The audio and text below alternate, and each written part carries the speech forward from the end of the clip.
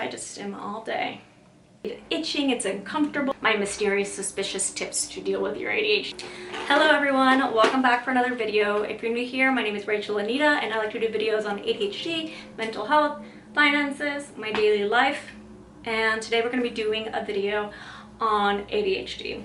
As you can see by the title, we're going to be talking about how I deal with my ADHD and mental health in times of peak suffering. First, we're going to talk about Magic Mind. Magic Mind is sponsoring today's video, which I'm so thankful for. If you've seen my previous videos, you know I work with them a lot. If you're here, you probably have something wrong with your brain, like me.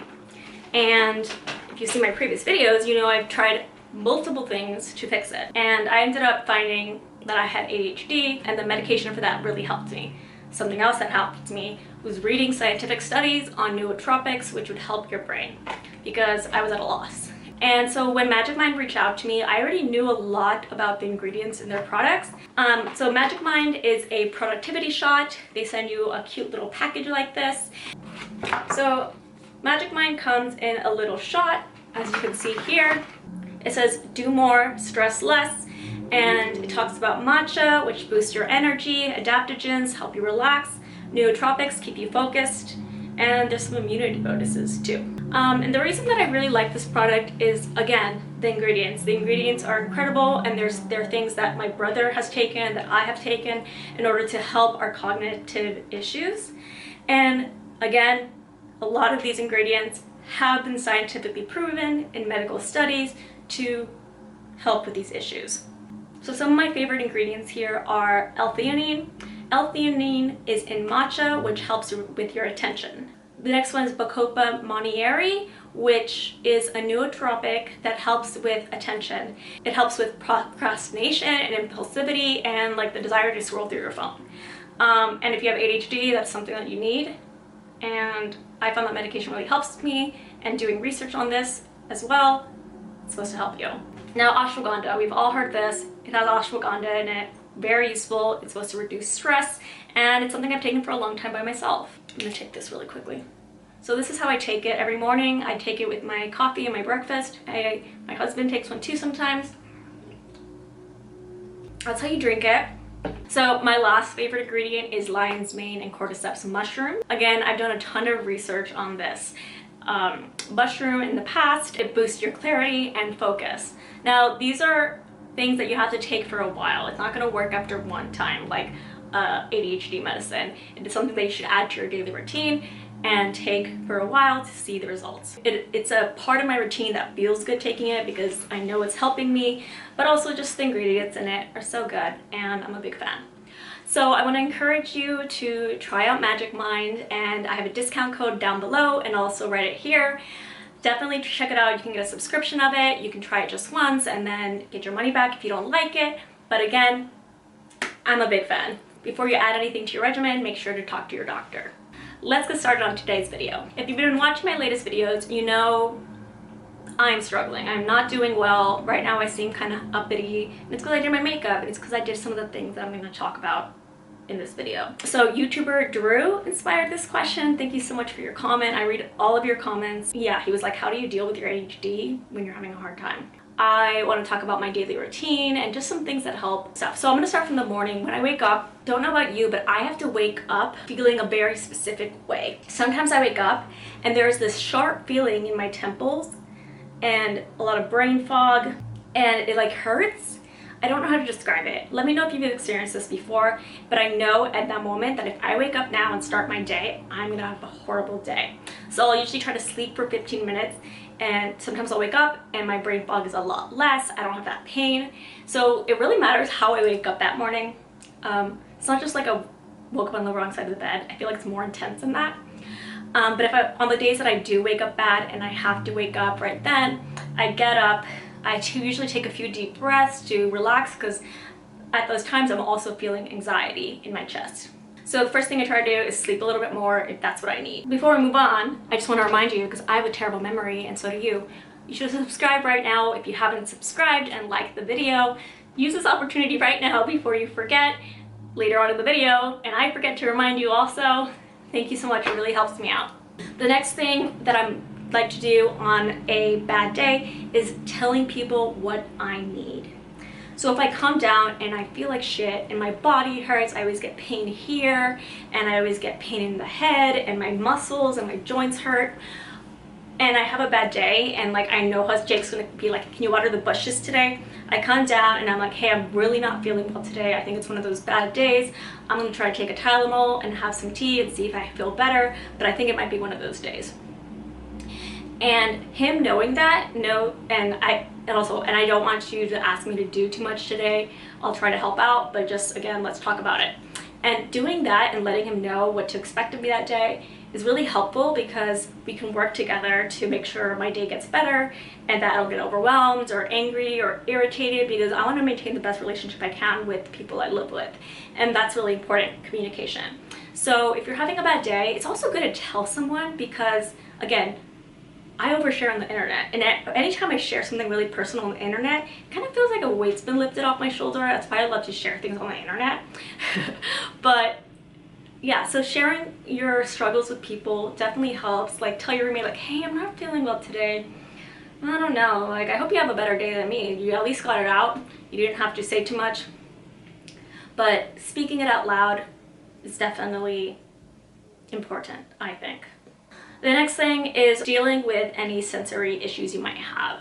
My sensory issues include, I don't like feeling sticky floor, so I wear socks. So on the bad days, I try to make sure I'm as insulated as possible and I'm not going to get irritated by any kind of sensory things that I might have. So I always wear socks. I'll pull socks on those days. I put on my comfiest clothes. I get really bothered by certain materials and like it itching, it's uncomfortable. So I just try to make sure I put on the clothes that I know I'm going to be most comfortable in that day, so I'm not bothered by any sensory issues. Another thing that I really love to do is earplugs. I discovered this after I got diagnosed with ADHD, but I put in earplugs and my life is suddenly so much better. It's calling me. It's like just suddenly so much better. My day is improved by 20,000%. Like, just things aren't as loud in the morning. My headache's not getting worse. Sometimes I just feel people are talking too loudly, and like my husband's talking to me, and I would benefit if it was quieter. Or the TV's on too loud, but I don't want to ask him to turn it down because he has bad hearing. So I just plug my earphones in, what do they call them? Earbuds in, and I just buy some from Target. You could probably get reusable ones. I just like these. So these are used. I typically have 1 or 2 in like 22 hours of the day, as much as I wear these. I Smile Direct Love. And yeah, dealing with those, and I always have my hair up. I always put it up in a little clip. And so dealing with the sensory issues that typically make my day worse, I don't know why I'm sitting like this, is important to improving your bad day, I think. So think about whatever you're struggling with and try to reduce that. The next thing is I manage the way I eat. So I have discovered in my own life that if I eat breakfast, it makes me really fatigued. This was before my ADHD diagnosis, when I was to sleep 15 hours a day, but it's continued on to now. It's not as intense. My medication really helps me, but I usually skip breakfast. And in the mornings, I'll have my Magic Mind shot with some decaf tea, take my medication and my vitamin. This feels like a routine that makes me feel better because I've got something done already. Now, an important thing to help you on days of suffering is to do little things that are really easy that will make you feel proud of yourself for just getting something done. When you have the issues that we have, that you and I have, it's so important to just be proud of the little things that you can achieve that day, because they really are so important and great. Now, that's the first thing. Taking your medication, not forgetting it, taking your vitamins. Now, for you, it might be important to eat breakfast every day, and make sure you do that on days you're feeling bad, because that will help. So my eating schedule, I eat a big lunch and a big dinner typically, and that usually works for me. So everyone's gonna find their own thing. Definitely eat on stimulants. You can have a decreased appetite, and eating is very important. So make sure you eat that is gonna make you feel better on bad days. I also want to mention here that there are like food alternatives like Ensure, Kate Farms. I know sometimes that like I cannot stomach food when I'm depressed, and I found that supplementing with drinks like this is a good alternative to make sure there's calories in me and I am taken care of when I am really depressed. The next thing I want to talk about is an obvious one: therapy. I've been feeling like shit lately. If you've seen my YouTube videos, I've just been like, I'm depressed, and that can't be fun for you guys to watch. But I just started therapy with a new therapist on Tuesday, yesterday, which has been really hard because I haven't been in therapy for over a month and a half. And if you watch my videos, you notice that I felt like crap for that month and a half. Therapy is very important to people with ADHD and mental health, even if you think you might not need it, because we face struggles that are different than neurotypical people, and they take a toll on your health and your physical health, your mental health, and it's important to be able to talk about those things with someone that's not going to get overwhelmed, like a family member or someone we love. Sometimes it's better to talk about things with a stranger who's objective. I'm really excited to start therapy, and if you have the opportunity to do that, I would consider it. The next thing is having a typical loose schedule for myself. So again, I have my little breakfast in the morning. So I have my tea, my Magic Mind, and my medication in the morning, and then I sit down with Jake on the couch, cuddle with my dog for a bit, I open my work computer, and I check my Slack. I have the same routine basically every day, and having the same routine definitely helps me personally. I don't like when things are too crazy, but I also try to add in things if I realize that I'm having a harder time that get me out of that zone. In a partnership that I did with Magic Mind a few months ago, it was called 14 Days of Magic, and they had you commit to doing 3 things that would help you feel better, and I committed to leaving the house every day, and that was amazing.